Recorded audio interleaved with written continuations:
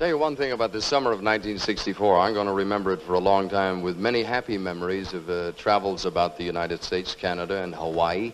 And the first time I ever heard this record was in, I can't tell you the name of the town because I honestly don't remember, but it was a hotel room about 1 o'clock in the morning. We had finished working, and we had what they call a dub or an acetate of this record. And I said, gee, that's got to be a gas.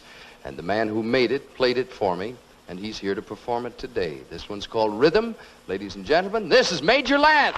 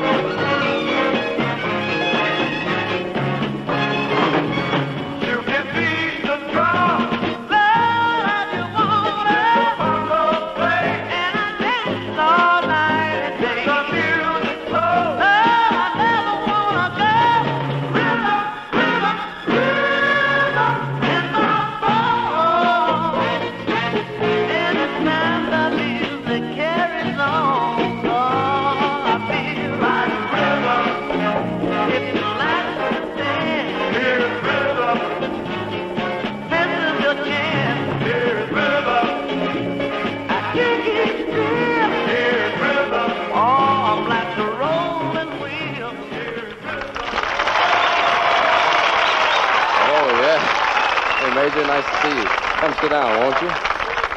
It's been a while, old buddy. You're still on the road. I left you for a while. Yeah, I asked you the same question I asked Fabian a moment ago. Do you tire of travel? He said he did. Well, at times, but like a lot of time we be traveling. I said, when I get to the hotel, the only thing I'm going to do is sleep.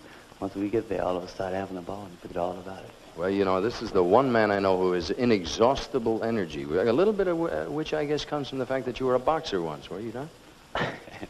Well, for about 3 years left. Like I said, a guy decided for me to quit, so I stopped. A guy decided for you to quit? Somebody in the ring? Well, actually, what happened was I started when I was boxing. I had won about 20-some straight, so I decided I was good then. So I stopped training, so this guy was boxing, man. He beat me so bad, I didn't know what to do. So my manager said, "You're doing good. He's not touching you." I said, "Well, someone is killing me out there." 26 in a row, and that 27th guy found you. I went back out there, and I started boxing. So my manager said, "Do whatever you can." So when I was boxing him... You kicked him? No, I took out the gloves and bit him. Come on, now that's a story. No. You know, thank goodness for the music business that this man decided to trade from one profession to another. How did you develop this sound? You have that unusual sound that doesn't sound like anybody else. Do you design it? No, well, actually, my manager, Carl Davis, and Curtis Mayfield has a lot to do with it. They sit down, they help you select the material and so forth. Where do you do your recording? Chicago at CBS. Do you think that has anything to do with it? In a way it does. Like my A&R man, Mr. Davis, and all of them, no, they're not only my producers, but they're more of a friend of mine. Like, we get together, we have our understanding is just about the same, and then there's another thing that we use is to get that sound. Well, you know, it's one of those unique things. If and when you can sit down and develop a sound that's so unique that it can't be copied, you've got something. You've got it. There's no doubt about it. When you finish the Caravan, which is, I was just reeling it off with Fave, you're going to go all the way into, yes, September 7th, Labor Day. Have you ever been to Green Bay, Wisconsin? No, I haven't. How about Madison? No. Des Moines? No. Davenport? I think I passed through Davenport. You got about 17 million others here. How about in Western Canada, Winnipeg and Regina and all those places? I've never been there, but I'm looking forward to it. I heard a lot about it. Well. Listening to my records, I think 3 of my records was I got to be number 2 and number 3. You take pictures along the way? Sometime I lost my camera. I forgot what happened to it. I heard a wild story of a guy once. They handed the camera out the window to a fellow to take a picture. Wasn't it somebody here told us, and the guy drove away with it? Who was it? Trini Lopez. Yeah, when he was overseas, he was in the cab, you know, and he handed the camera to the guy next to him to take a picture of him in this very unusual French cab. The guy drove away with his camera. We have an autograph table awaiting if you can spend a moment or two. A lot of our friends here haven't had the opportunity. Okay? Sure, I'd love to, Dick. Thank you. Nice to have See you you. back on the tour. Right. Major Lance, ladies and gentlemen, will join you at the autograph table. Thank you, Major. Charlie?